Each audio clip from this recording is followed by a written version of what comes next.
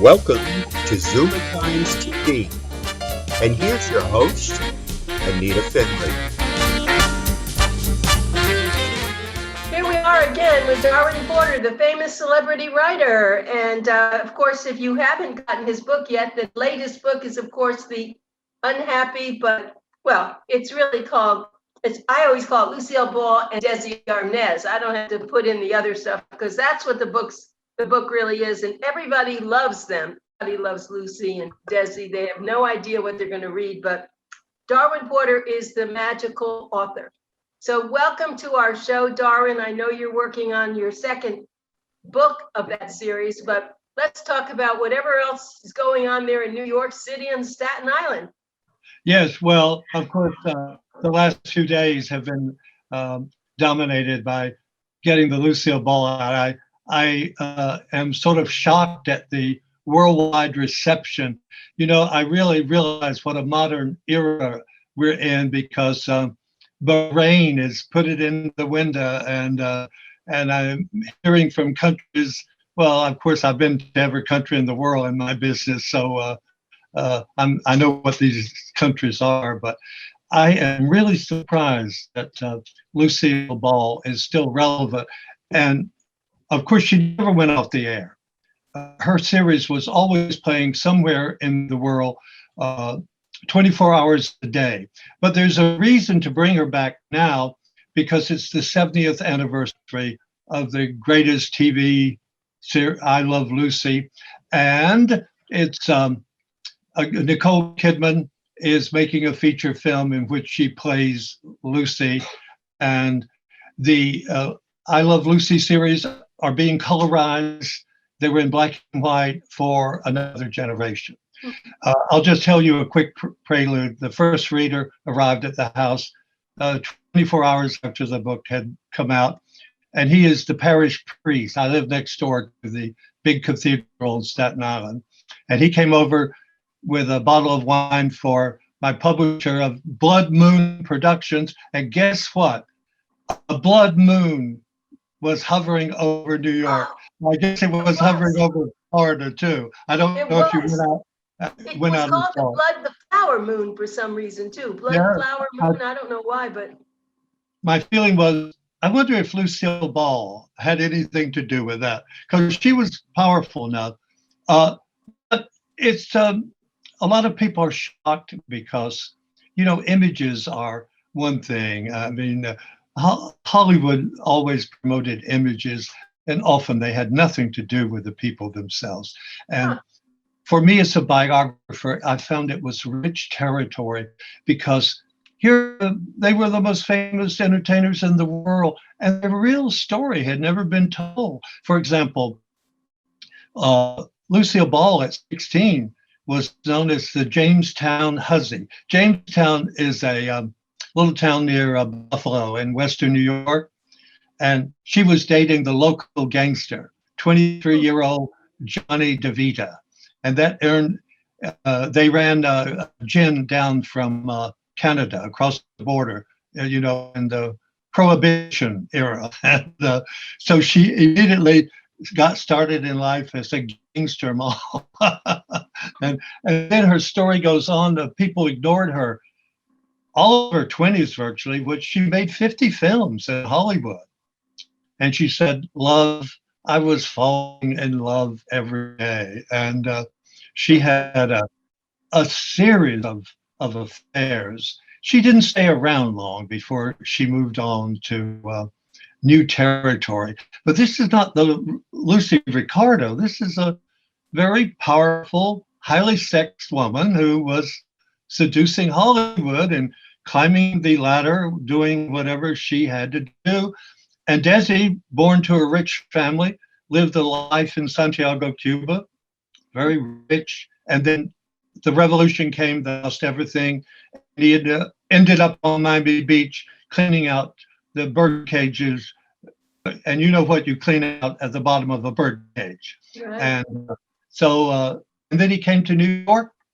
He introduced the Congo to America, and suddenly he's having affairs with Ginger Rogers, with Betty Grable, with Lana Turner, Ann Miller, Sonia Henney. He was really hot stuff. And then he met Lucille and they got married. Unfortunately, it was a disaster. After a few months, she was ready to divorce him. He was hardly home because he traveled the country, you know. It was sort of a Betty Grable, Henry James, Harry James type relationship. And it, I think there was love there, but often it was love over the phone. And how can I put it? I have some questions, Darwin. Number one, was Lucille always a redhead? Oh, no, no. Her hair was sort of a brunette originally. Okay. A mousy brown. Yeah, I didn't want to say that, but yeah, it was. And then, of course, once she began dying, she said, I never really knew what the color of my hair ever was again. But of course, she started out in Hollywood as a sort of a Jean Harlow blonde. Ah. And all the girls were going Jean Harlow then.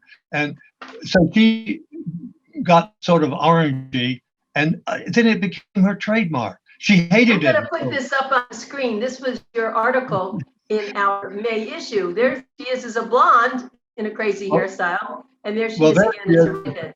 Madame du Barry, the mistress of Louis in England, the Louis. I have another discussion to talk to you. I think the reason that Ricky was so popular is those Cuban accents. You know, they get you. He really. That was unusual then to have someone come there and he used his Cuban accent. And... Yes, it was. And she had a hard time convincing CBS to do that. In fact, you won't believe this, but back then they sort of viewed that as interracial, that she was with a Cubano girl being there. They said nobody would believe that. So they went on a tour and American audiences seemed to love it. Now, I think basically he lost his accent a long time ago, but suddenly his accent was working for him. So he decided to keep the accent. And she was always mocking him with his accent. And it went over like great comedy. But basically, that story is a tragedy. And that's why I'm putting it in 2 volumes, because I already had a book by the time they divorced in 1960, but she then went on to a very different life and a new husband, Gary Morton, a Jewish comedian, and she ultimately ended up buying like RKO, and no woman had ever gone that far. But that's another story for another day. And the thing about it is, she often fell for her leading man, particularly in the 1940s. Her all-time crush was on William Holden. She thought he was the most gorgeous thing. Well, so did Grace Kelly, Jackie Kennedy, and Barbara Stanwyck, Audrey Hepburn. I mean, that Bill Holden did very well for himself. And but Darwin, didn't a lot of the female stars fall for the male star? Usually you hear that all the time. Yes, there was a great deal of that. Well, first, all those hot kissing scenes, sometimes they really were. And then, of course, what was awful is when an actress or actor had to appear with someone they hated, and then had to do a kissing scene with one of their worst enemies. So it wasn't always love. But the one thing that I admired about Lucille, even though she held on to the marriage, she wasn't going to sit home knitting. I mean, he's away, and she decided going out on the town. And so she managed to live another life. And then when he came home, she joined him. So it was a marriage on one day, sort of off the next. But the main thing about the book is they had nothing to do with Lucy and Ricardo. They weren't like those people at all. I mean, they were very driven people. They were ambitious, and they like became the biggest thing in television, and no one, they started out and no one practically had a television set in America, and suddenly they were buying TV. They had a great impact on the world, and I think they had a great story to tell, and I'm glad that I had the chance to do it. I learned that they weren't Lucy and Ricky Ricardo when I was a senior at the University of Miami, which is in Coral Gables, as we all know. And I invited them to, they were the biggest stars in America. And I didn't think they would accept. And I went over, they had a limousine take me over to the Fontainebleau Hotel. And I walked in, and Desi was in his jockey shorts, and Lucy wasn't cleaned up yet. And they were fighting. And she accused him of going out with 2 prostitutes the night before on Miami Beach. And so they immediately, I realized they weren't Lucy and Ricky Ricardo. So I got my indoctrination. But once in Coral Gables, you know, when the camera people came in, they became Lucy and Ricky Ricardo. It was an amazing transformation. Sure. And of course. Now, when did they have their children? So did the children make a difference at all? The children came along. She had a number of miscarriages. She finally began to believe that she could not have children. And then in the early 50s, right at the time of I Love Lucy, she got pregnant. And she almost lost the series, because I know it was a different time. Back then, you couldn't say the word pregnant on television. I mean, as I said, it was a different time that we lived in. But why would pregnant be offensive? But it was.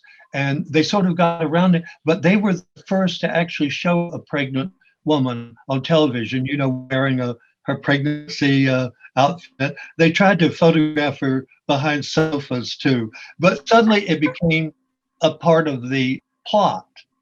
A woman being pregnant. Now, they did get some hostile mail for their vulgarity, and they were attacked for, how dare you show a pregnant woman on TV? Have you no taste, you scum? Really? But now they can show more on TV than pregnancy. Well, also think about it now. If someone's pregnant, especially even in a bathing suit, it's shown the big butt. I mean, you know, it's so different. More posed with her belly on the cover of Vanity Fair.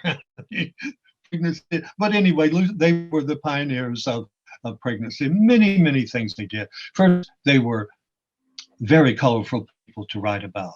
They were always getting involved in some adventure. And for example, there were many attempts that she was going to walk down the aisle. She liked really rugged men. I knew one of them, Broderick Crawford. We once talked about him on the show. I remember Broderick Crawford, right? She liked men like Broderick Crawford. She didn't like what they call the pretty boys of the tab hunters and those pretty boy, Robert Wagner. She liked really strong, rugged, masculine men, and he liked any pretty girl under 30. But she was 30 when she married him. And it's interesting is she really hit it big at the age of 40, and at that time, if you weren't Betty Davis or Joan Crawford, you were being sent to the boondocks. The word in Hollywood, if you were a woman star and you hadn't made it and you're 40 years old, like a woman named Arlene Dahl, who's still alive, by the way. Beautiful woman. One of the oldest stars still alive from the golden age.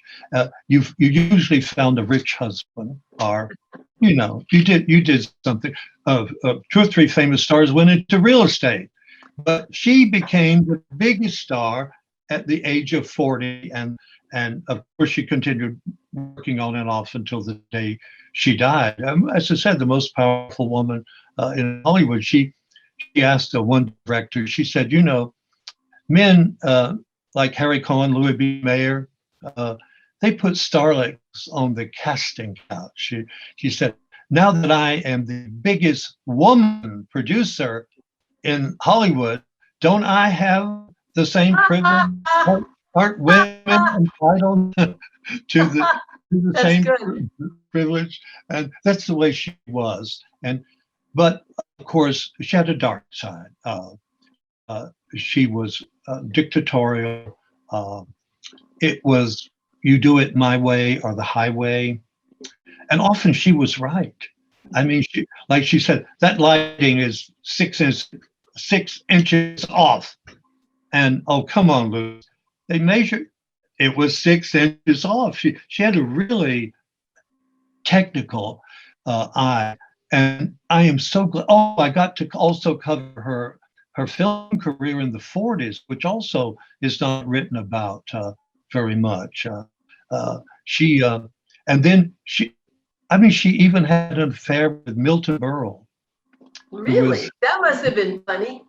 Yeah, that must have been. And his mother broke it up. His mother found he found that Lucille was not the kind of girl you could bring home to your mother. But now her longtime co-star was Bob Hope, and apparently once they tried to make it with each other, but they sort of ended up in laughing, and so they decided they would just be friends. Desi said that in Cuba he tried to be introduced to sex when he was 12 years old, and he took a young girl of 12 who worked for the maid out to the outhouse, and he said, we tried to have sex, but we couldn't figure out how to do it. But he soon learned. He soon learned. His father took him to his first bordello at 15 years old, and he became addicted. What was interesting also, I created his life in Miami Beach, which his best friend was the son of Al Capone, who had a villa. It's still standing somewhere on Miami Beach. It's in Palm. Okay, that's where I come in. I lived on Palm Island, and that's where it is. And yes, my children actually went to the house and went in the underground tunnels, and it's for sale if someone wants to buy it. Oh, it's for sale now? It's been for sale, That's yes. it. I remember now.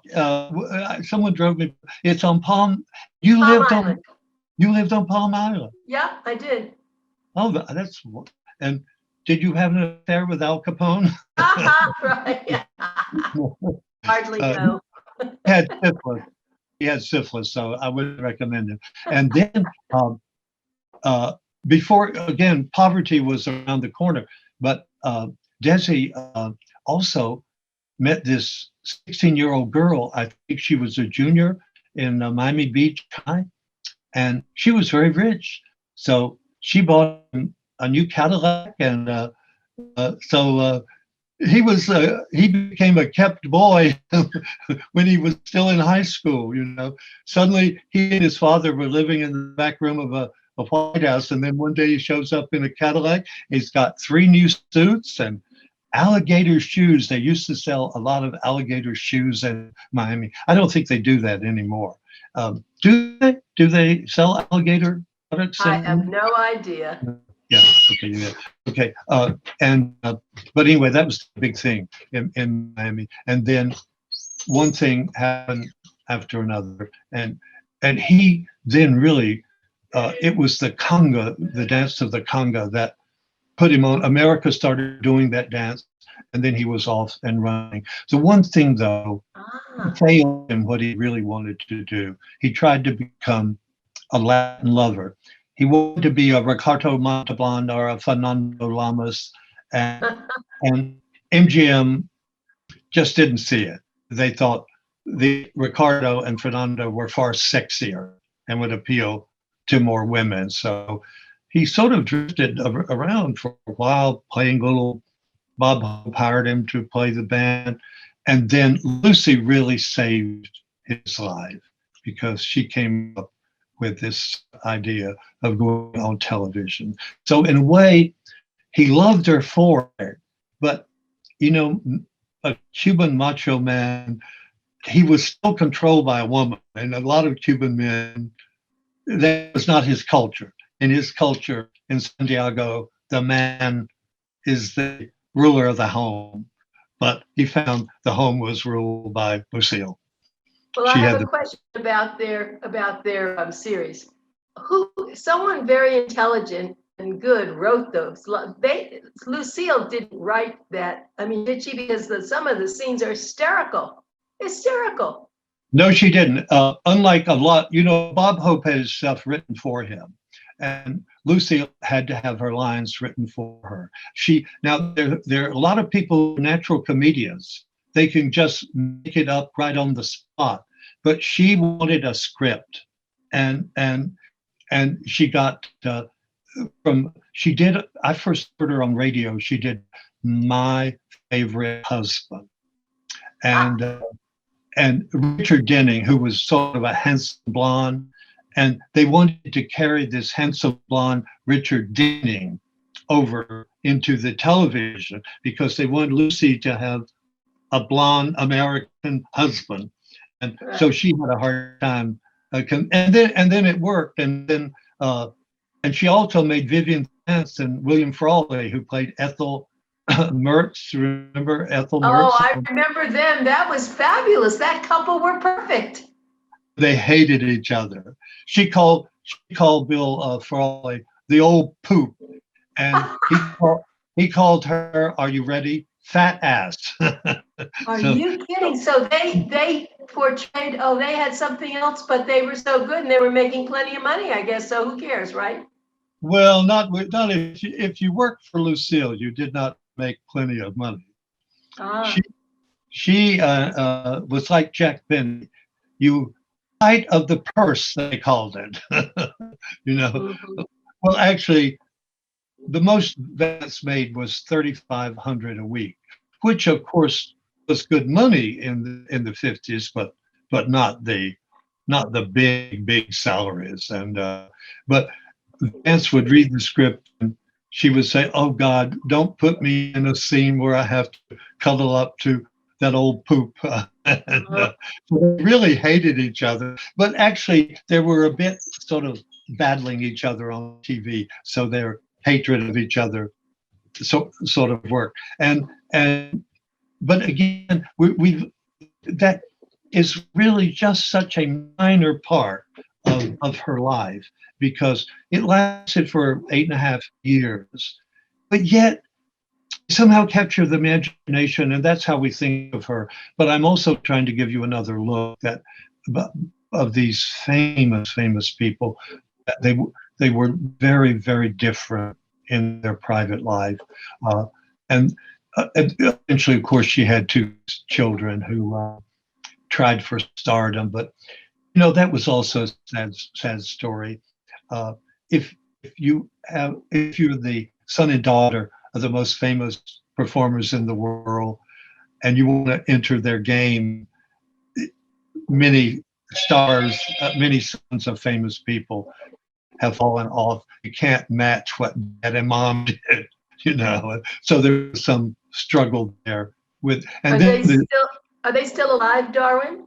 Yes, they're still alive. And in my second book, she got a little upset with Desi Jr. because he became a druggie, but that was part of the culture of the time, and the sexual revolution. She had to live through that, and he started dating, quote, older women. Well, guess who the older women? Liza Minnelli, the older woman, the daughter of Judy Garland, and I don't know if you remember her, Patty Duke. Remember Patty Duke? Yeah, who was also older. So he thought that her son was going to end up being an aficionado of women of a certain. I don't mean he was a kept boy, because he was making his own money, but there were problems. Maybe Lucille was not a great wife or a great mother. She was a great star, and there is a difference, Joan Crawford was a great star, but not a great mother. But she didn't beat her children.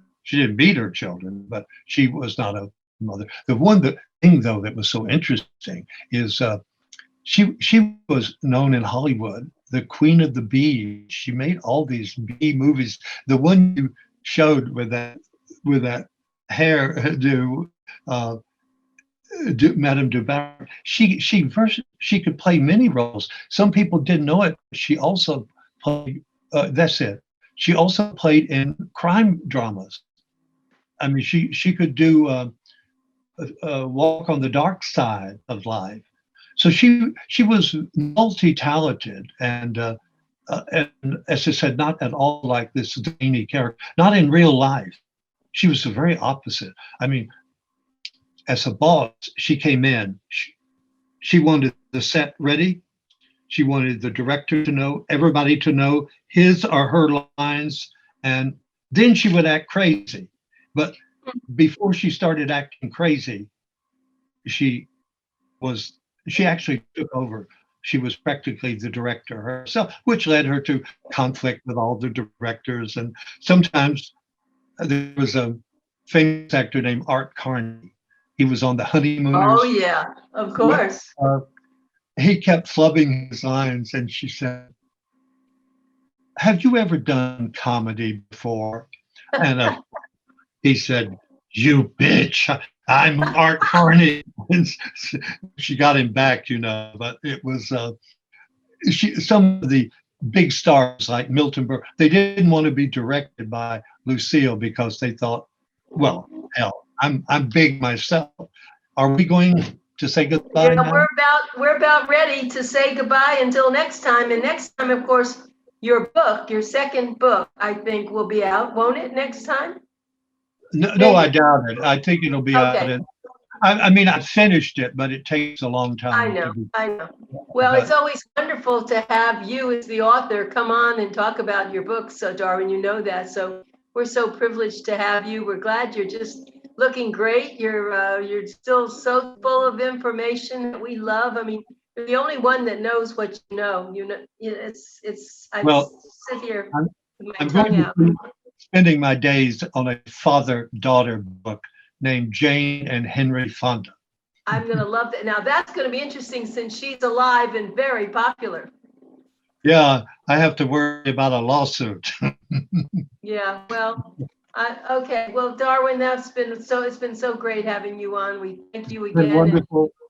Yeah. So you people enjoy the wonderful Florida where I used to live for part of my life. And while we people are struggling out here in New York and gun battles every night. Yeah, right. Well, we have our own problems too, but thank you, Darwin, always. And love you so much. And we'll see you next time. God bless. Bye. Goodbye now.